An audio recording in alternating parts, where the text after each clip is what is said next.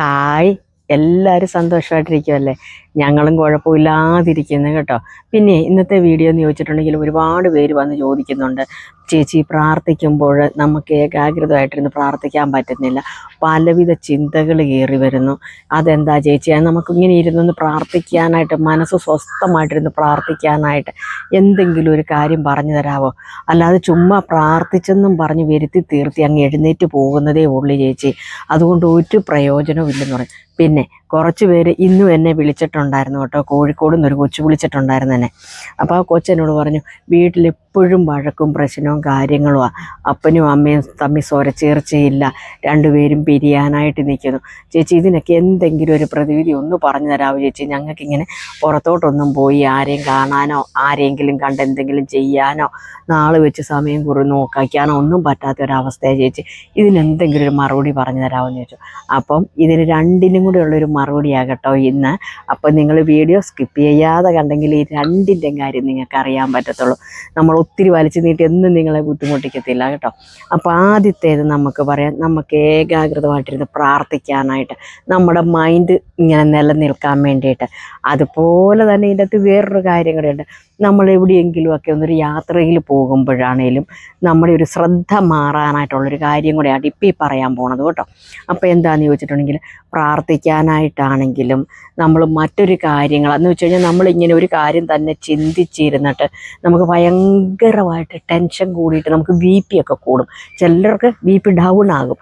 അപ്പോൾ ഈ B P ഒക്കെ കൂടിക്കഴിയുമ്പോൾ നമ്മൾ ഈ മൈൻഡിലുള്ള കാര്യം ഒന്ന് മാറ്റിക്കളയുകയും കൂടെ ചെയ്യുക. ഇതൊരു ചെറിയൊരു ട്രിക്കാകട്ടോ.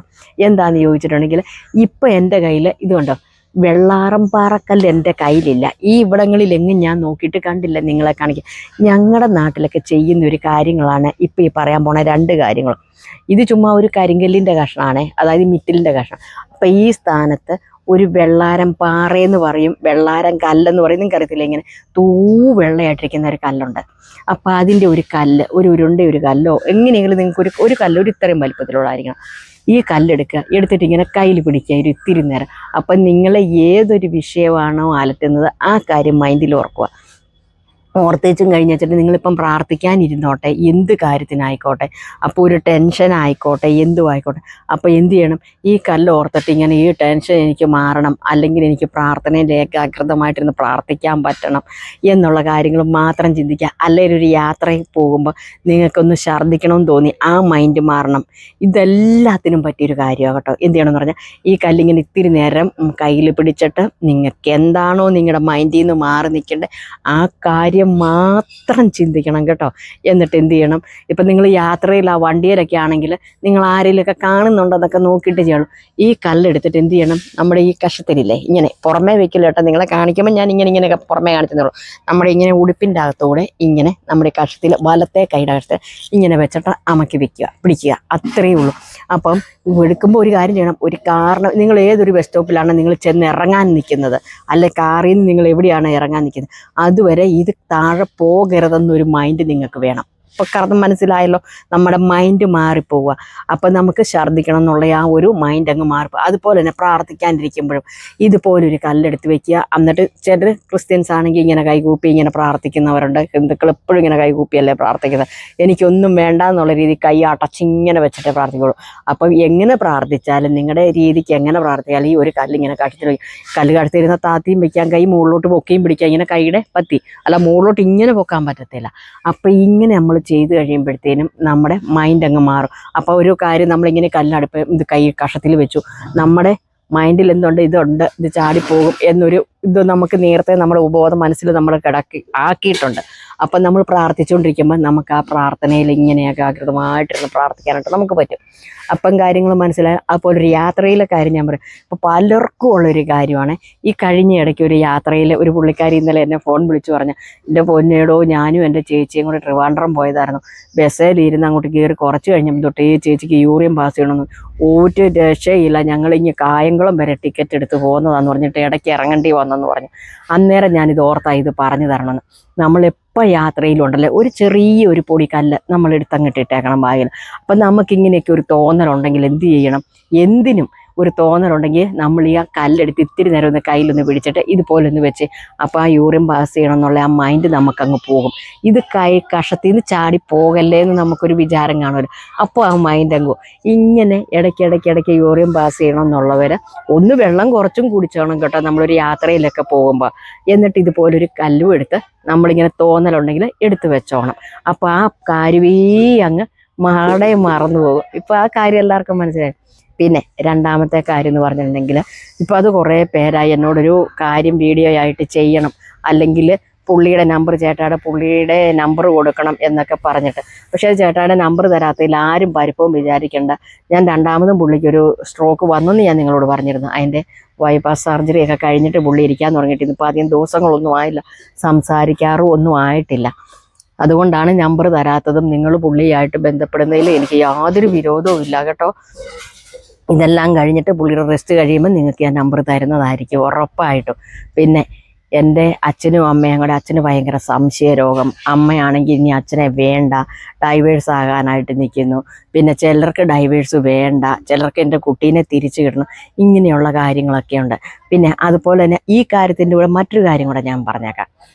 ഞങ്ങളുടെയൊക്കെ നാട്ടിലോട്ടൊക്കെ ആദ്യ കാലഘട്ടങ്ങളിൽ, ഞങ്ങളുടെയൊക്കെ ചെറുപ്പ കാലഘട്ടങ്ങളിൽ ഈ കല്യാണ സമയം, മലമാസ സമയമൊക്കെ അല്ല, ശബരിമലയ്ക്ക് പോകാനായിട്ട് മാലയിട്ട് കഴിഞ്ഞിട്ടുണ്ടെങ്കിൽ ആ കെട്ടുനിറയുടെ സമയത്തൊക്കെ വീട്ടിൽ നിൽക്കാൻ പാടില്ലെങ്കിൽ ഒക്കെ ചെയ്തുകൊണ്ടിരുന്ന ഒറ്റ ഒരു കാര്യമാട്ടെ. ഇതെല്ലാം ചെറിയ ടിപ്പാന്ന് ഞാൻ നിങ്ങളോട് പറഞ്ഞിട്ടുണ്ട്. ഈ ചെറിയ ടിപ്പിൽ ചിലപ്പോൾ 1 ലക്ഷം രൂപ നിങ്ങൾ മുടക്കേണ്ടടുത്ത് 1 രൂപ പോലും മുടക്കാതെ നിങ്ങളുടെ കാര്യങ്ങൾ നടന്നു കിട്ടുന്ന കാര്യങ്ങളും ആയിരിക്കും ഇത്. അപ്പോൾ എന്ത് ചെയ്യണം, നമ്മൾ തമ്മിൽ പിണങ്ങി പിരിഞ്ഞങ്ങ് പോകാനായിട്ടിരിക്കുന്ന 2 വ്യക്തികൾ, അല്ല ചിലർക്ക് ഇത് വേണ്ട എന്നുണ്ട്. അപ്പം നമ്മുടെയൊക്കെ നാട്ടിൽ മിക്കവാറും ചെയ്യുന്ന ഒരു കാര്യമാണിത്. ഇതിന് നേർച്ചയെന്നോ വഴിപാടെന്നോ ഒന്നും പറയാൻ പറ്റത്തില്ല കേട്ടോ. നിങ്ങളുടെ സമയം പോലെ എപ്പോഴെങ്കിലും കുളിയൊക്കെ കഴിഞ്ഞ് വന്നിട്ട്, പ്രത്യേകിച്ച് നോയമ്പും കാര്യങ്ങളൊന്നും വേണ്ട. തെങ്ങ് നിങ്ങൾക്കറിയാമല്ലോ, കവുങ്ങും അറിയാമല്ലോ. അതായത് ഈ അടയ്ക്ക ഉണ്ടാകുന്നേ പാക്ക്, അല്ലെ അടയ്ക്ക, കവുങ്ങ് മരം, ഇങ്ങനെയൊക്കെയല്ല പറഞ്ഞത്. ഈ തെങ്ങും കവുങ്ങൂടെ എവിടെയെങ്കിലും അടുത്തടുത്ത് നിൽക്കുന്നിടത്ത് ചെന്നാൽ, ഏതെങ്കിലും നിങ്ങളുടെ പറമ്പിൽ ഇല്ല പോട്ടെ, ഏതെങ്കിലും പറമ്പിൽ ചെന്നിട്ട് നിങ്ങൾക്ക് എന്താണോ കാര്യം നടക്കാനുള്ളത്, അപ്പം ഡൈവേഴ്സായിട്ട് നിങ്ങൾ പിരിയണ്ട എന്നുള്ളവരാണെങ്കിൽ പോലും, അല്ലെങ്കിൽ ഡൈവേഴ്സ് കിട്ടിയേ ഒക്കത്തുള്ളൂ, അല്ലെങ്കിൽ എൻ്റെ കുഞ്ഞിനെ തിരിച്ചു കിട്ടണം, നിങ്ങളുടെ ആവശ്യം എന്തും ആയിക്കോട്ടെ, എന്ത് ചെയ്യണം, ഈ കവുങ്ങിൻ്റെയും തെങ്ങിൻ്റെയും കൂടെ എന്ന് വെച്ച് കഴിഞ്ഞാൽ, ഈ കവുങ്ങിൻ്റെ ഓലയുടെ ഒരു മധ്യഭാഗം കൊണ്ട് ഓല എടുക്കുക. ഇവിടെ ഇപ്പം കാണിച്ചു തരാനായിട്ട് ഇല്ലാത്തത് കൊണ്ടാകട്ടോ, മധ്യഭാഗത്തെ ഓല എടുക്കുക, വലിച്ചീറി എടുക്കല്ലേ. ഇപ്പം തെങ്ങിൻ്റെ ഇതും ഓലയുടെ മധ്യഭാഗത്തെ ഓലകൾ തമ്മിലെടുക്കുക. എന്നിട്ട് എന്ത് ചെയ്യണം, ഇത് രണ്ടും കൂടെ എന്ന് വെച്ചാൽ പറിച്ചെടുക്കാതെ രണ്ടിൻ്റെ തെങ്ങയിലും കവുങ്ങയിലും തന്നെ ആയിരിക്കണം ഇതിൻ്റെ പോളയും, അതായത് ഇതിൻ്റെ തെങ്ങിൻ്റെ മടൽ നിൽക്കേണ്ട, അതേ വെച്ച് തന്നെ രണ്ടും കൂടെ ബലമായിട്ട് കൂട്ടിക്കെട്ടുക. എത്ര കെട്ടാ കെട്ടേണ്ടത്? 3 കെട്ട് കെട്ടുക. ഡൈവേഴ്സ് ആകണ്ട എന്നുള്ള അഭിപ്രായക്കാർക്കാണെങ്കിൽ 3 കെട്ട് കെട്ടുക ഈ ഓലയിൽ. ഞാൻ പറയുന്നത് മനസ്സിലാകുന്നുള്ള 3 കെട്ട്. ഇത് ഡൈവേഴ്സായി ഞങ്ങൾക്ക് പിരിഞ്ഞു പോകണം എന്നുള്ളവർക്കാണെങ്കിൽ ഈ കെട്ട് ഇങ്ങനെ ഓലയിൽ ഇങ്ങനെ പിരിച്ച് മുറുക്കി വെച്ച് കഴിഞ്ഞിട്ട് ഒറ്റക്കെട്ട് നല്ല ബലത്തിൽ കെട്ടുക. ആ ഒറ്റക്കെട്ട് അന്നേരം തന്നെ അഴിഞ്ഞു പോകും. നിങ്ങൾക്കറിയാം. രണ്ടാമത്തെ കെട്ട് ഈ കെട്ടിനോട് മുട്ടിക്കാതെ ലൂസായിട്ട് താത്തിയിട്ടിട്ട് 1 കെട്ടും കൂടെ കെട്ടിയിടുക. ഇപ്പം കാര്യം മനസ്സിലായല്ലോ, രണ്ടിൻ്റെയും കെട്ടിൻ്റെ മാറ്റങ്ങൾ മനസ്സിലായല്ലോ. ഇങ്ങനെ എന്ത് ചെയ്യണം, നിങ്ങൾ എന്നിട്ട് ഡെയിലി ഇതിൻ്റെ ചുവട്ടിലും പോകണ്ട, ഒന്നും വേണ്ട, വീട്ടിലിരുന്ന് നിങ്ങളുടെ ആവശ്യം എന്താണോ, നിങ്ങൾ എപ്പോഴേലും പ്രാർത്ഥിക്കുന്ന ഒരു സമയത്ത് നിങ്ങൾ കെട്ടിയ ഈ കെട്ടിനെ കുറിച്ച് ഓർത്തിട്ട് എന്താവശ്യമായിരുന്നോ കെട്ടിയപ്പോൾ നിങ്ങൾ പറഞ്ഞിരുന്നു അതൊന്നും മനസ്സിലോർക്കുക. ഇതെല്ലാം കഴിഞ്ഞതിന് ശേഷം ഒരു 31 ദിവസം കഴിഞ്ഞ് നിങ്ങൾ അതിൻ്റെ ചുവട്ടിൽ ചെന്നാൽ മാത്രം മതി കേട്ടോ. ചെന്ന് കഴിയുമ്പം എന്ത് ചെയ്യണം, നിങ്ങൾക്ക് വേണ്ട, നിങ്ങൾക്ക് 2 പേർക്കും 2 ആകണം എന്നുള്ളതാണെങ്കിൽ ഈ നമ്മൾ ആദ്യത്തെ 1 കെട്ട്, രണ്ടാമത്തെ കെട്ട്, ആ കെട്ട് താനേ അഴിഞ്ഞു പോയിട്ടില്ലെങ്കിൽ അങ്ങ് അഴിച്ചു വിട്ടേക്കുക. നിങ്ങളുടെ കാര്യം ഉറപ്പായിട്ട് നടക്കും. മറ്റേ 3ാമത്തെ കെട്ട്, 3 കെട്ട് കെട്ടിയിട്ടുണ്ട് നിങ്ങൾക്ക് ഡൈവേഴ്സ് വേണ്ട, പിരിയണ്ട എന്നുള്ളവർക്ക്. അപ്പോൾ ആ 3 കെട്ടിനും കുഴപ്പമൊന്നും സംഭവിച്ചിട്ടില്ലെങ്കിൽ നിങ്ങൾക്ക് ഡൈവേഴ്സിൻ്റെ ഒരാവശ്യം വരുന്നില്ല. അവർ തന്നെ മനസ്സ് മാറി തിരിച്ചു വന്നോളും. നിങ്ങൾക്ക് കാര്യങ്ങൾ പറഞ്ഞ് മനസ്സിലായോ? ആ 3 കെട്ടു അഴിഞ്ഞിട്ടില്ല എന്നുണ്ടെങ്കിൽ നിങ്ങളുടെ കാര്യങ്ങൾ തീർച്ചയായിട്ടും നടക്കും, നിങ്ങൾ ആഗ്രഹിച്ച കാര്യങ്ങൾ കേട്ടോ. പിന്നെ ഇത് അഴിഞ്ഞു പോയിട്ടുണ്ട് എന്ന് 1 കെട്ട് അഴിഞ്ഞിട്ടുണ്ടെങ്കിൽ ഒരു ചെറിയൊരു പിരിയാനുള്ള ഒരു പൊടിക്കൊരു സാധ്യതയുണ്ട്. 2 കെട്ട് അവിടെ സ്ട്രോങ് ആയിട്ടുണ്ട്.